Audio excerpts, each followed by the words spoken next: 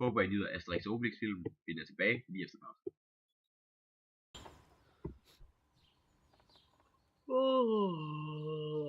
Ej, hvor er det tidligt altså. Om jeg gider at gå ud og gemme påskeæg til mine børn, bare for at stå op klokken 4 i det her møgværelse. Nej.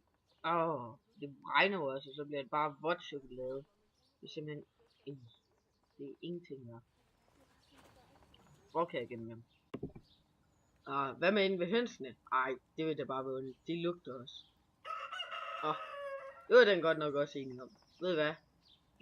Glem det. Vi gemmer ikke påskeæg til dem i år.